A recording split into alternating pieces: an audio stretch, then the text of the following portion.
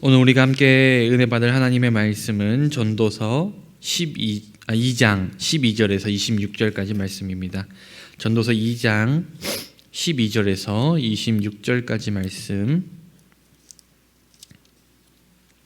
제가 가진 성경으로는 구약 성경 949면 전후에 있는 말씀입니다.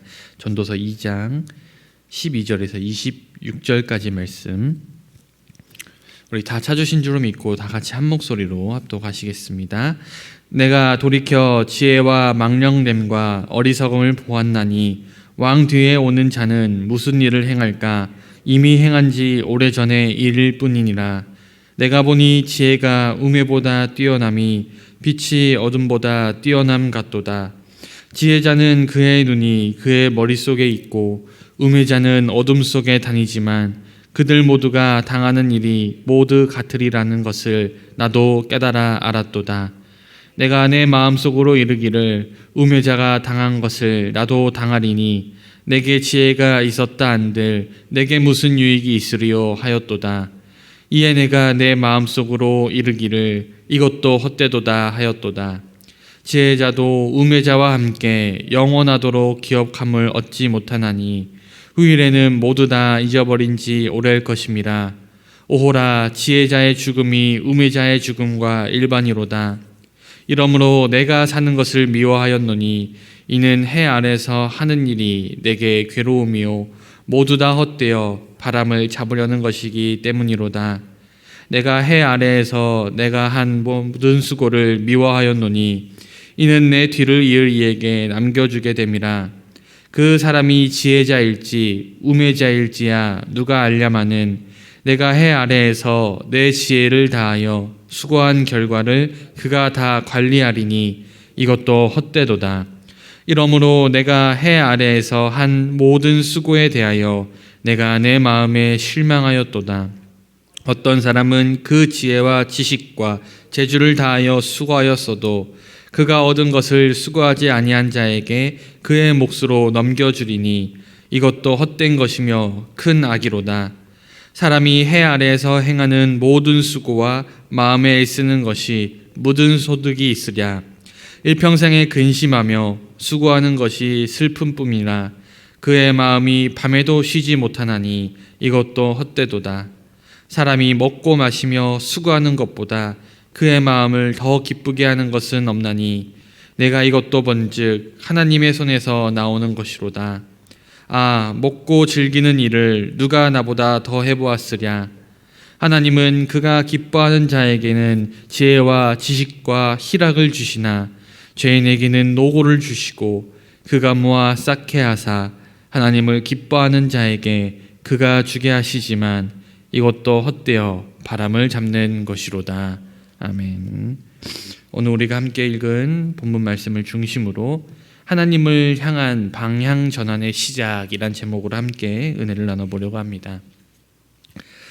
지금까지 모든 것이 헛되다고 이야기했던 전도자는 오늘 본문에서부터 모든 것이 헛되다는 입장에서 벗어나 진정 가치 있는 존재이신 하나님을 향하여 방향 전환을 시작합니다.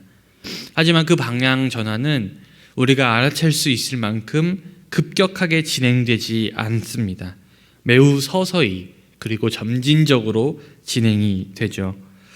오늘 우리가 함께 읽은 본문 말씀 12절에서 17절까지의 말씀에서는 전도자는 지혜와 망령됨과 어리석음, 그리고 지혜와 우매, 그리고 지혜자와 우매자에 대한 이야기를 계속해서 이어나갑니다. 앞에서는 수고, 지혜, 즐거움, 성공 등을 다루었지만 특별히 오늘 본문에서는 지혜와 우매 이 두 가지의 주제로 인간의 삶을 조명하고 있습니다. 그리고 이러한 관점은 이후에 나오는 전도서의 내용을 이해하는데 매우 중요한 시각을 제공합니다. 전도자는 앞에서도 서로 대립하는 지혜와 어리석음, 미련함, 우매 등의 특성을 살펴보았습니다. 그래서 오늘 본문에서는 그것을 모두 압축하여서 지혜와 우매라는 두 가지의 주제만으로 고찰하고 있는 것이죠. 하지만 이 지혜와 우매, 우리가 생각했을 때 전도자는 지혜는 복된 것이고 우매한 것은 헛된 것이라 이야기할 것 같지만 그의 결론은 우리의 예상과 다릅니다. 오히려 전도자는 지혜자나 우매자나 매한가지다 라는 결론을 내립니다. 전도자는 지혜자와 우매자가 서로 다르지 않다는 점을 두 가지 예를 들어 논증합니다. 하나는 지혜자나 우매자나 모두 당하는 일이 같다는 점이죠. 지혜자가 만약에 지혜가 어리석음보다 더 낫다면 지혜자와 우매자가 당하는 일이 이 세상에서 살면서 당하는 일이 분명히 달라야 하는데 인생의 실체를 들여다보니 지혜자가 이 세상을 살면서 당하는 일이나 우매자가 이 세상을 살면서 당하는 일이나 다르지 않다는 것입니다. 정말 그렇지 않습니까? 이 세상에서 가장 지혜롭다 하는 사람에게도 고난이 찾아옵니다. 이 세상에서 가장 지혜로운 사람에게도 역경이 찾아오고 이별이 찾아오고 슬픔이 찾아옵니다. 우리 삶의 고통은 지혜롭다고 찾아오지 않는 것이 아니죠. 내 삶에 있는 고통, 아픔, 슬픔, 이별과도 같은 것들은 지혜로운 자나 우매한 자나 매한가지로 당하는 일입니다. 그러니 아무리 지혜로워도 미련한 사람과 당하는 일이 매한가지니 오늘 전도자는 지혜 또한 무의미하고 헛되다고 이야기합니다. 전도자가 지혜자와 우매자가 매한가지라고 주장하는 또 다른 이유는 지혜자나 우매자나 모두 동일하게 죽음을 맞이하고 또 사람들에게 잊혀지고 만다는 점입니다. 지혜자라고 해서 후대 사람들에게 더 오랫동안 기억되지 않는다는 점에서 지혜를 추구하는 것이 바람을 잡는 것처럼 헛되다고 이야기합니다. 물론 과거의 인물들 중에서 오늘날에도 잊혀지지 않고 회자되는 인물들이 있습니다. 그러나 여기서 말하는 것은, 여기서 오늘 전도자가 이야기하는 것은 그러한 예외적이고 특별한 경우를 말하는 것이 아니라 아주 일반적이고 궁극적인 차원에서 모든 인간은 그가 지혜자든지 우매자든지 후세의 사람들에게 잊혀지기 마련이라는 것을 말하고 있는 것이죠. 그러니 전도자는 지혜가 분명 우매보다 나은 것은 아주 분명한 사실이지만 궁극적인 시각에서 바라볼 때 지혜를 추구하는 일도 사실은 헛된 일이라고 말합니다. 이것만 보면 서론에서 제가 말씀드린 것처럼 전도자가 방향 전환을 하고 있다고 느껴지지 않습니다. 여전히 세상의 모든 것이 헛되다고, 심지어 지혜조차도 헛되다고 말하고 있는 것처럼 보이기 때문이죠. 하지만 우리의 깨달음이나 방향 전환은 작은 발걸음에서 시작된다는 것을 기억할 필요가 있습니다. 오늘 말씀 이후에 등장하는 말씀에서 전도자는 방향 전환을 이루고 있기 때문이죠. 지혜자가 우매자와 그 죽음에 있어서는 일반이라는 선언은 곧 사는 것을 미워했다는 전도자의 선언으로 이어집니다. 여기서 사용된 미워하다라는 표현은 증오하다라는 뜻입니다. 그리고 여기서 말하는 이 증오하다라는 표현 또한 우리가 생각하는 것보다 더 격렬하고 더 강력한 미움의 감정을 표현하고 있는 말입니다. 그는 자신의 모든 수고가 헛되고 괴로움을 줄 뿐이라는 사실 때문에 실망하고 삶을 증오하기까지 합니다. 물론 우리의 모든 수고와 삶이 오로지 해롭다고만 할 수는 없습니다. 하지만 여러분, 우리의 삶이 어떻습니까? 우리가 수고한 만큼 열매를 거둘 수 있습니까? 아닙니다. 우리는 늘 수고한 것보다 언제나 적은 열매를 거두고 있다라고 생각합니다. 그러니 수고함으로 얻는 유익은 너무나도 적은 반면에 우리의 수고는 하면 할수록 또 살아가면 살아갈수록 슬픔과 괴로움밖에 남지 않습니다. 그러한 세상을 살아가다 보면, 그리고 여전히 세상에 남아있는 아픔과 슬픔과 고통을 바라보다 보면 누구나 삶에 대해서 오늘 전도자와 같은 태도를 취할 수밖에 없습니다. 전도자가 지금 묘사하고 있는 세상과 삶은 하나님을 떠난 타락한 세상과 인간의 전형적인 모습입니다. 흔히들 인생은 고해라고 말하죠. 그렇다면 고해가 무슨 뜻입니까? 고해, 즉 고통의 바다라는 뜻이죠. 아무것도 없는 망망대해를 고통 가운데 떠다니는 모습이 바로 우리가 삶을 살아가는 모습과도 같다는 말입니다. 사실 그렇지만 이것은 우리의 인생의 본 모습이 아닙니다. 죄로 인해서 하나님을 떠난 사람들의 모습일 뿐이죠. 그렇다면 우리가 이 고해와 같은 인생 속에서 할 수 있는 일이 무엇입니까? 우리는 고통의 바다를 결코 탈출할 수는 없습니다. 그러므로 우리에게 주어진 선택지는 이 증오할 수밖에 없는 이 고해와 같은 인생을 어떻게 살아가야 하는지 그 답을 찾는 일밖에 없는 것이죠.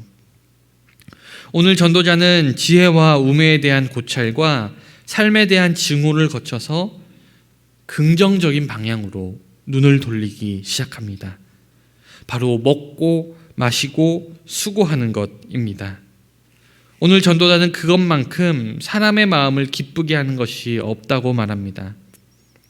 사랑하는 여러분, 많은 사람들이 노동하는 것, 수고하는 것, 그것을 고통이라고 생각합니다. 하지만 우리가 수고하는 것, 노동하는 것, 즉 우리에게 일이 주어진 것은 바로 하나님의 선물입니다. 하나님이 주신 하나님의 축복입니다. 태초에 만물을 창조하실 때, 그리고 인간을 창조하실 때 하나님은 먼저 일하셨습니다. 만약 우리에게 주어진 일거리들이 우리에게 저주이고 그저 수고에만 불과하다면 하나님은 우리에게 일을 주지 않으셨을 것입니다. 게다가 여러분, 이 땅에 오신 하나님, 바로 예수 그리스도는 왕이나 선지자가 아니라 바로 몫으로 이 땅에 오셨습니다. 하나님이 먼저 일하셨기 때문에, 그리고 하나님이 우리에게 일을 선물로 주셨기 때문에 노동으로 수고하는 일은 우리에게 기쁨을 주고 우리의 가치를 찾게 하고 자아를 실현하게 하는 하나님의 선물입니다. 다만 이 즐거움은 모두가 누릴 수 있는 것은 아닙니다. 먹고 마시고 수고하는 것으로 인한 기쁨은 하나님의 손에서 나왔고 하나님이 기뻐하는 자에게 주시기 때문입니다. 하나님을 아는 자들만 수고가 기쁨이 되는 것이죠.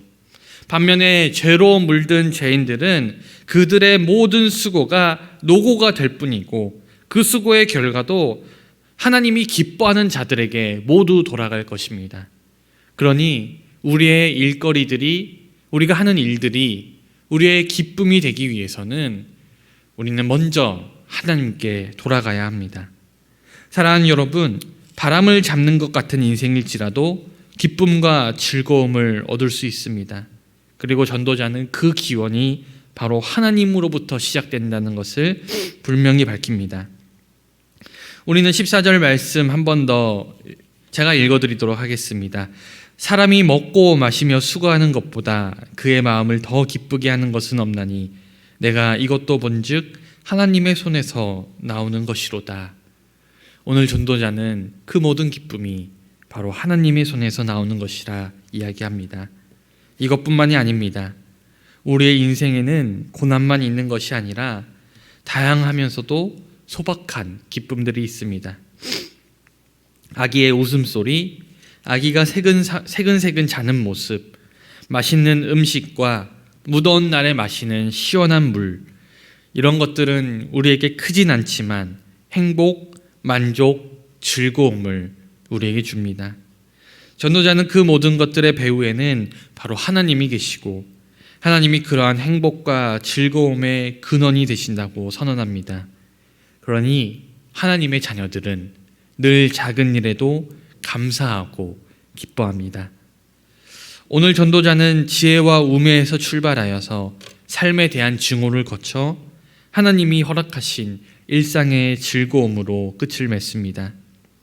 인생의 수많은 일들이 헛되고 의미 없는 것이지만 하나님이 주시는 일상의 작은 즐거움이 우리 인생에서 얼마나 중요한 일인지, 그리고 그것이 하나님이 우리에게 주신 얼마나 큰 축복인지 다시 한번 깨닫게 됩니다. 사랑하는 여러분, 오늘 전도자의 말처럼 우리 일상에서 주어진 작은 즐거움들, 작은 행복들을 놓치지 마시고 늘 주님께 감사하시길 주님의 이름으로 간절히 축원드립니다. 기도하겠습니다. 죄로 인하여서 고해와 같은 인생을 살아갈 수밖에 없는 우리들에게 찾아오셔서 구원의 기쁨을 허락하여 주시고 또 우리에게 일상의 행복들을 허락해 주신 그 주님께 감사를 드립니다. 주님, 우리가 살면서 나의 안 되는 모습들, 고통스러운 모습들, 그리고 인생의 어려운 모습들만 바라보기보다는 여전히 나와 함께하여 주시고 그리고 여전히 나에게 작은 기쁨들을 허락해 주시는 그 주님의 손길을 먼저 바라볼 수 있도록 주님, 우리들의 영적인 눈이 띄어지게 하여 주시옵소서. 그리하여서 여전히 나와 함께하여 주시고 여전히 나에게 힘을 더하여 주시는 그 주님과 함께 일어나 우리가 세상 끝날까지 주님만 붙들고 나아갈 수 있는 우리 사랑하는 성도님들 다 될 수 있도록 인도하여 주시옵소서. 주님, 특별히 이 새벽 가운데 간절한 기도 제목 가지고 나온 성도님들 계십니다. 주님, 주님께 부르짖어 기도할 때 그 기도 제목들에 응답하여 주시고 아버지, 우리에게도 어떠한 응답이든지 우리가 아멘으로 받고 주님께 순종하며 나아갈 수 있는 믿음을 허락하여 주시옵소서. 이 새벽 왔다 돌아가는 길 지켜주시고 오늘 하루의 일상에서도 힘과 능력과 지혜로 더하여 주시옵소서. 감사드리며 살아계신 우리 주 예수 그리스도 이름으로 기도드리옵나이다. 아멘.